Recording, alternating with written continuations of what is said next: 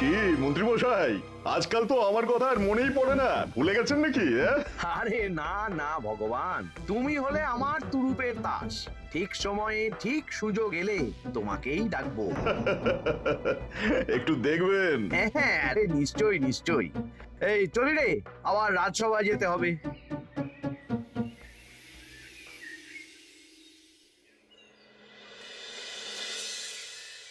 আচ্ছা, তোমরা বলো তো, আমাদের রাজ্যের সার্বিক উন্নতির জন্য সবার আগে কি দরকার? মহারাজ, আমি বলবো, বলো গোপাল।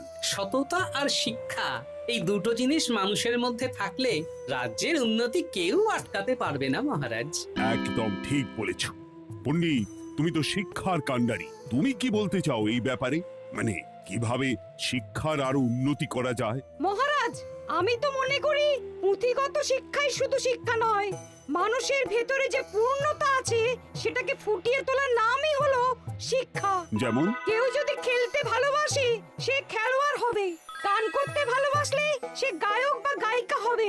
আমি প্রত্যেকের মধ্যে লুকিয়ে থাকা এই বিশেষ বিষয়গুলোকে তুলে ধরার জন্য কিছু করতে চাই। তা এটা করার জন্য কি দরকার? প্রথমত অর্থের প্রয়োজন। আমাদের আরো অনেক টুল খুলতে হবে, সেখানে এক একটা জায়গায় এক এক রকমের শিক্ষা প্রদান করা হবে। এটা ভালো প্রস্তাব। আমাদের রাজ্যে গায়ক, নৃত্যশিল্পী, অঙ্কন শিল্পী, খেলোয়াড় সব তৈরি হবে। দেশ বিদেশে রাজ্যের নাম উজ্জ্বল হবে। মহারাজ, একদম এসব উল্টো পাল্টা খরচ করবেন না। কেন কেন?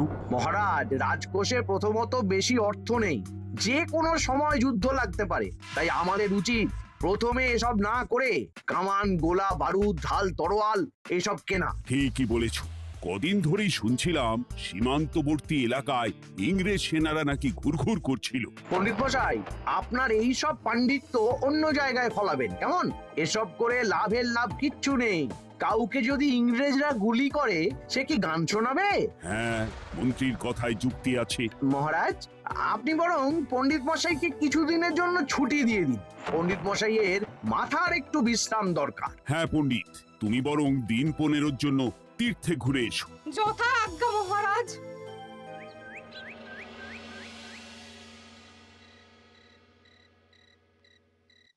শোনো ভগবান, সকালেই তুমি কাজের কথা বলছিলে, আমি এমন ছক কষেছি কালকে থেকেই তোমার জন্য একটা ভালো বেতনের কাজ জোগাড় করে দেব। শুধু যা বেতন পাবে তার অর্ধেক আমাকে দিতে হবে, কেমন? রাজি রাজি। কি কাজ বলুন? শোনো, বাহ বাহ, দারুণ দারুণ, হয়ে যাবে কাজ।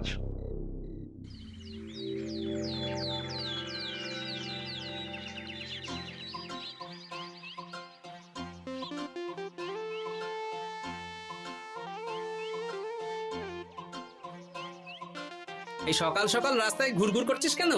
পড়াশুনো কি শিখেই তুলে দিয়েছিস? পণ্ডিত মশাই তীর্থে গেছেন, এখন আমাদের ছুটি।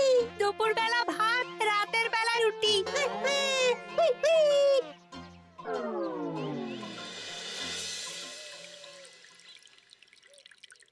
মহারাজ, গতকাল পণ্ডিতকে ছুটি দিলেন আর আজ পাঠশালার সব ছাত্রছাত্রী সকাল থেকে ঘুরঘুর করছে। এ কি, তাহলে তো মুশকিল। মুশকিল আসান করার রাস্তা আমার কাছে আছে মহারাজ। আমার সন্ধানে এমন একজন পণ্ডিত আছেন যিনি বহু ভাষাবিদ, অনেক পাণ্ডিত্য, দেশ বিদেশে শিক্ষাদান করেছেন। কিন্তু তাকে আমরা পাবো কোথায়? তিনি কৃষ্ণনগরে ঘুরতে এসেছেন। শুধু ওনাকে বেতনটা একটু বেশি দিতে হবে, এবং তিনি এই রাজ্যের যে কোনো মানুষের চেয়ে বেশি শিক্ষিত। তার পড়ানোর ধরনই আলাদা। সে কোথায়? প্রণাম কৃষ্ণচন্দ্র, আমাকে আপনার মন্ত্রী ডেকেছেন, তাই এলাম। মন্ত্রীর সাথে কথা হয়েছে আমাদের রাজ্যের শিক্ষার উন্নতির ব্যাপারে। আমাদের মানে? আপনি কি এই রাজ্যের? আমি এখন এই রাজ্যে আছি তো, তাই আমাদের রাজ্য বললাম। উনি সবাইকে আপন করে নেন। যাই হোক, তোমার শিক্ষার উন্নতির ব্যাপারে কি মতামত? মহারাজ, আমি এই রাজ্যের বিভিন্ন মোড়ের মাথায় টোল খুলতে চাই। তার জন্য অনেক অর্থের প্রয়োজন। তাতে কি উপকার হবে? ছাত্রদের জন্য তো নির্দিষ্ট পাঠশালা আছে। যখন শত্রুরা আক্রমণ করতে আসবে তখন তারা দেখবে রাস্তার মোড়ে মোড়ে টোল, মোড়ে মোড়ে টোল।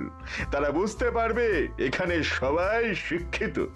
আর শিক্ষিত লোককে ক্ষমতার অধীনে রাখা কঠিন, যুদ্ধে জিতলেও শাসন করা মুশকিল। কারণ অশিক্ষিতকে বোকা বানানো সহজ, কিন্তু শিক্ষিতকে বোকা বানানো কঠিন। নতুন পণ্ডিত একদম ঠিক কথা বলেছে। কোনো বাইরের রাজা বা শত্রু আক্রমণ করার আগে 5 বার ভাববে। এই সেরেছে। গতকালই মন্ত্রী বলছিল শিক্ষার দরকার নেই, অস্ত্র কিনুন, আর আজকেই শিক্ষার পক্ষে কথা বলছে। ব্যাপারটা কেমন সন্দেহজনক, নজর রাখতে হচ্ছে। বেশ, আমি তোমার এই শিক্ষা সম্প্রসারণের প্রস্তাবে রাজি। মন্ত্রী, তুমি এই প্রকল্প দেখভাল করবে। আচ্ছা, কত খরচ হতে পারে একটা হিসেব করে আমাকে জানিও, আমি দিয়ে দেব। আচ্ছা মহারাজ, আপাতত 500 মোহর দিয়ে রাখুন, পরে যা লাগবে বলে দেব। উফ, সকালে এক পত্তন বাজার, বিকেলে এক পত্তন বাজার, আর পারি না। আরে হাত চালাও, হাত চালাও। বাবা, কাজ শুরু হয়ে গেল। হ্যাঁ, আর ছাত্রদের পাঠশালার কাছে যেতে হবে না। পাঠশালা ছাত্রদের বাড়ির কাছে চলে আসছে। যেখানে সেখানে পাঠশালা। এ তো যেখানে সেখানে শিক্ষা। ঠিক বলেছো। আজ থেকে আমি আর নতুন পণ্ডিত চালু করছি। ধরো শিক্ষা, মারো পেরে। শিক্ষাকে ছাত্রছাত্রীদের মধ্যে গেঁথে দিতে হবে। এতদিন জানতাম ধরতক্তা মার পেরে, এখন বদলে যাবে। কিন্তু একটা পণ্ডিত এতগুলো পাঠশালা একা সামলাবে কি করে? খেপে খেপে। মানে সকাল 6টা থেকে 7টা একটা জায়গায়, পরে 7:30 থেকে 8:30 আরেকটা। এইভাবে বিভিন্ন জায়গায় পণ্ডিত ঘুরে ঘুরে শিক্ষাদান করবেন। না, ব্যাপারটার উপরে মহারাজকে নজর রাখতে বলতে হবে।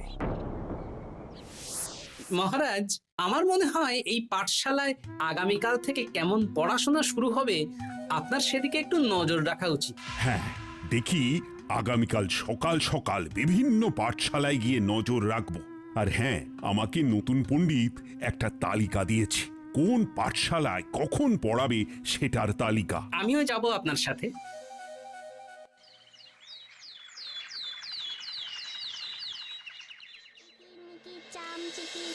কাটা মজুমদার ধে এলো দামোদর, দামোদরের হাঁড়ি কুড়ি, দুয়ারে বসে চাল কুড়ি। দেখি কুটি, তোরা এই কিরমিকির খেলছিস? নতুন পণ্ডিত কোথায়? উনি তো এই মাত্র দক্ষিণের পাঠশালায় গেলেন। ন্যাপলা আর গুলটে আজ থেকে ওখানেই গেছে। ওদের দুজনের বাড়ি কাছাকাছি তো, তাই। আচ্ছা চলো তো গোপাল, দক্ষিণেই গিয়ে দেখি।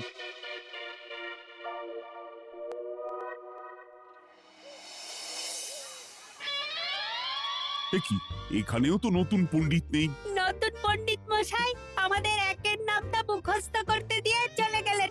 একের নামটা? এসব কি হচ্ছে? শিক্ষার নামে অর্থের জলাঞ্জলি মহারাজ। না, আজই রাজসভায় এর বিচার হবে। মন্ত্রী, আমি যা দেখলাম তাতে শিক্ষা তো কদিন পরে লাটে উঠবে।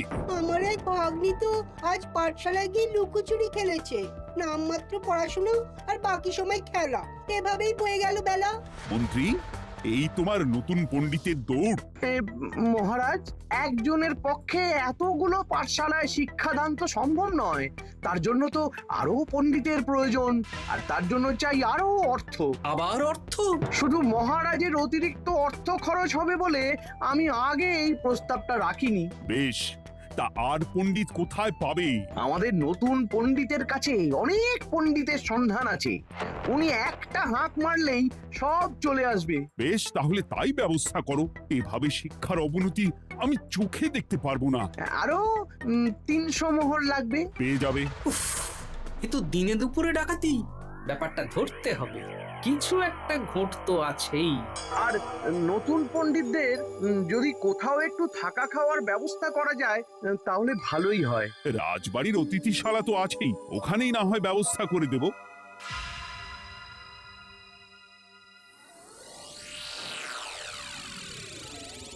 শোন বটা ঘটা আর কেলে পচা, তোদের এইবার এই ভগবানের মতন শিক্ষাদান করতে হবে। আরে আমি তো শিক্ষা বানানই জানি না। সে না জানলেও হবে, শুধু দাড়ি গোঁফ লাগিয়ে নকল পণ্ডিত সেজে কালকে থেকে পাঠশালায় যেতে হবে। কাকে কোথায় যেতে হবে সব আমি বুঝিয়ে দেব। আচ্ছা,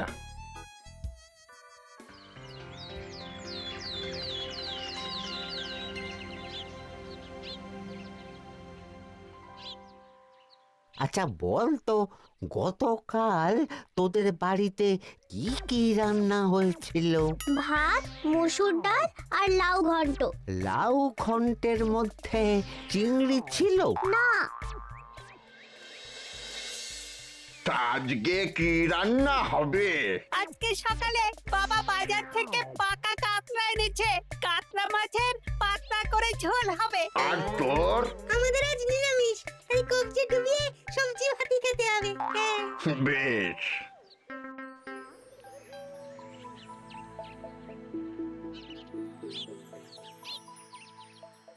বল, আজকে তোরা কি কি শিখলি? আমি লাউ ঘন্ট। আমি সবজি ভাত। আমি কাতলা মাছ। কি বলছিস কি? আজকে তো পাঠশালায় এই সব আলোচনাই হয়েছে। এবারে ব্যাপারটা একেবারে সহ্য সীমার বাইরে চলে যাচ্ছে। দাদু, আমাদের আগের পণ্ডিত মশাই ভালো ছিলেন। উনি কোথায় চলে গেলেন? মন্ত্রী মশাই ছলে বলে কৌশলে ওনাকে তীর্থে পাঠিয়েছেন। না, এখন আমাকে মন্ত্রী মশাইয়ের উপরে নজর রাখতে হবে।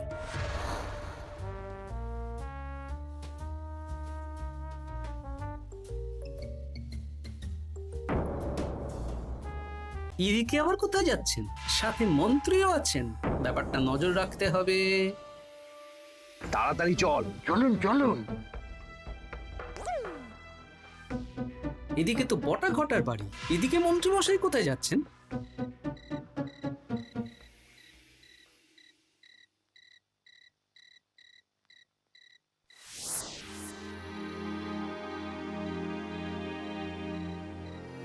তারপর তোমরা সবাইকে কি শিক্ষা দিলে?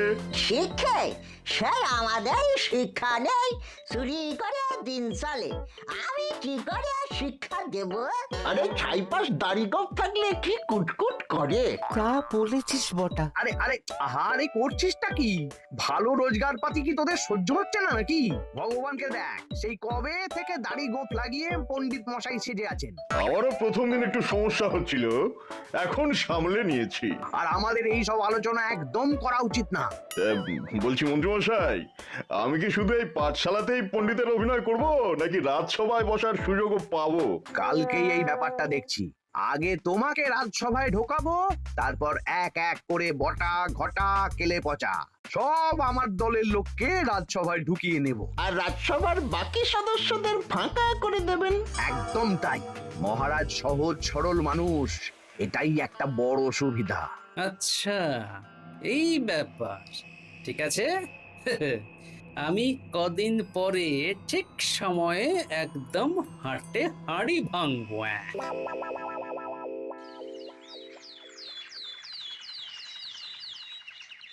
তাহলে মন্ত্রী, আর কোনো সমস্যা নেই তো? না না মহারাজ, এখন আর কোনো সমস্যা নেই। দেখবেন এই ধরশিক্ষা মারপের এক প্রকল্পের নাম চারিদিকে ছড়িয়ে পড়বে। আমার তো মনে হয় একটু পাঠশালাতে বিজ্ঞান নিয়েও আলোচনা করা উচিত। হবে হবে, সব হবে। এখনো সব বাচ্চারা অজ্ঞান হয়ে আছে। আগে শিক্ষায় জ্ঞান ফিরুক, তারপরে না হয় বিজ্ঞান নিয়ে আলোচনা করবে। বিজ্ঞানী তো প্রস্তাবটা খারাপ রাখেনি। তুমি কি বেশি বোঝো? তাহলে তুমিই তো বিজ্ঞান শেখাতে পারো। আমি কবিরাজি শিক্ষা দান করতে পারবো। তোমার কবিরাজি শিখতে কেউ রাজি নয়, চুপ থাকো। আহ, দেখাই যাক না বাচ্চারা কেমন শিক্ষা লাভ করে। মহারাজ, বলছি কি, আমাদের পণ্ডিতের আসনটা তো ফাঁকাই পড়ে আছে। এখন যখন নতুন পণ্ডিত এসেই গেছেন, তাহলে ওই জায়গায় ওই তো বসতে পারে। কিন্তু পণ্ডিত তো তীর্থে গেছে, অবশ্য কদিন পরেই ফিরে আসবে। ও আসুক, তারপর না হয় আলোচনা করে একটা সিদ্ধান্ত নেব।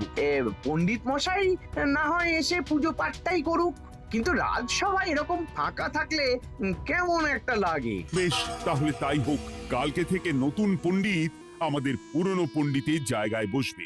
এইভাবে রাজসভা ফাঁকা করে যেতে হবে, তাহলে একদিন সবাই আমার পক্ষেই কথা বলবে, আর শেষে রাজাকেই সরিয়ে দেব।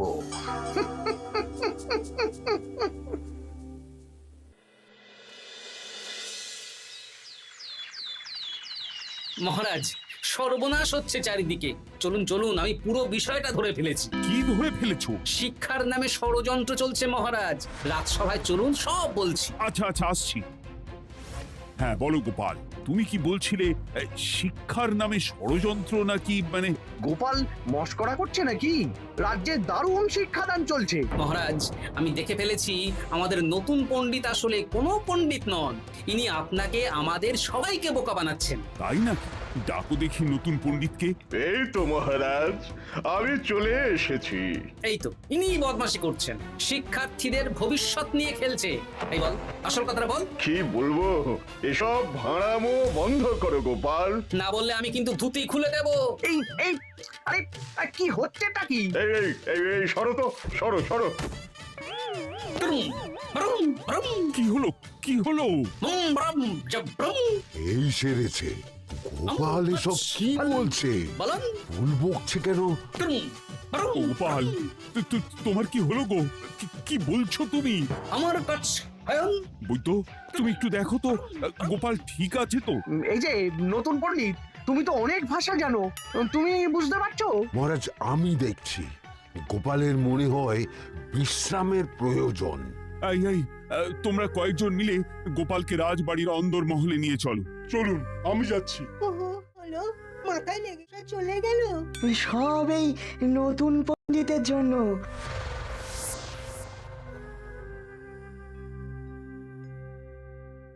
আম ভাল খাচ কাচ হায়ন আম মাস্টার কাচ। মহারাজ, আমার মনে হচ্ছে গোপালের বাইরে থেকে কিছু হয়নি, ভিতর থেকে কিছু হয়েছে। ব্রুম, নারী স্পন্দন, হৃদস্পন্দন সব ঠিক আছে। আমার বড় যাব ভ্রম। কিন্তু গোপাল কি ভাষা বলছে আমার কাছে বোঝা যাচ্ছে না। নতুন পণ্ডিত, একবার চেষ্টা করে দেখো না। আমার কাছে হয় না। এসব তো আমি কিছুই বুঝতে পারছি না মহারাজ। আপনি যে এত দেশ বিদেশে ঘুরেছেন, আপনি বুঝতে পারছেন না? এ আমার এখতিয়ারের বাইরে। তোমার বাকি পণ্ডিতদের নিয়ে আসো তো, যারা পাঠশালায় পড়ায়। আমি বুঝতে পারছি না, বটা ঘটা কেলে পচা কি বুঝবে? আমার বড় যাব ভ্রম। চপ করো ঘট, নল খাব মরব। তাই কিছুই তো বুঝতে পারছি না। রাজসভায় কাউকে না দেখতে পেয়ে এখানে এলাম। ওই তো আমাদের পুরনো পণ্ডিত চলে এসেছে। শুনলাম গোপালের নাকি কি হয়েছে। এই পণ্ডিত, তুমি দেখো তো গোপালের নতুন ভাষা উদ্ধার করতে পারো কিনা। কি গোপাল, তুমি কি ভাষায় কথা বলছো? আমার মতর ভস কত বলো। ওই দেখো আবার কি সব বলছে। আমো বছর তো পড়ছো, সবার সাথে মস্করা করছো। তম ঠক ধরছ। হ্যাঁ, এই পণ্ডিত, এটা কি ভাষা?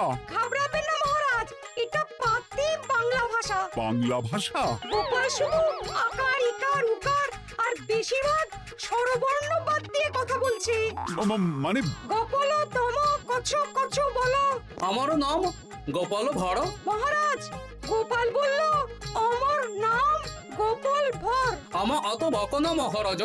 এর মধ্যে আকার ইকার উকার এসব বসিয়ে দেখুন তো কি হয়। আমার নাম গোপাল ভাঁড়। আমার নাম গোপাল ভাঁড়। অত, আমি অত, বকা বোকা, নই মহারাজ। মহারাজ, আমি অত বোকা নই মহারাজ। এই তো সুন্দর ধরে ফেলেছেন। কি কেমন দিলাম? দেখলে, আমাদের রাজ্যে মন্ত্রী ধরে আনা পণ্ডিতের পাণ্ডিত্য। সব এক একটা গাধা। হ্যাঁ, এ কি ভগবান, বটা ঘটা কেলে পচা। মহারাজ, এখান থেকে কি বুঝতে পারলেন? কি? শিক্ষার বাইরেও অন্যভাবে সমস্যার কি করে সমাধান করা যায়, তাও শুধুমাত্র উপস্থিত বুদ্ধি দিয়ে, যেটা আমাদের রাজপণ্ডিতের আছে। তা তো দেখতেই পাচ্ছি। আর সেই জন্যই মন্ত্রী ওনাকে সরাতে চেয়েছিলেন, আর কিছুদিনের মধ্যে সব সভাসদদের সরিয়ে দিতেন। আমি সব মতলব শুনেছিলাম, আর এই দিনটার জন্য অপেক্ষা করছিলাম। আজকেই তো পণ্ডিতের তীর্থ থেকে ফিরে আসার কথা। তাই আজকে এই ছোট্ট নাটকটি করলাম। এবার মন্ত্রী আর এই 4 জন নকল পণ্ডিতকে আচ্ছা করে কারাগারে গিয়ে ধোলাই দাও। ধোলাই হলো ওনাদের জন্য উপযুক্ত এবং উচিত শিক্ষা।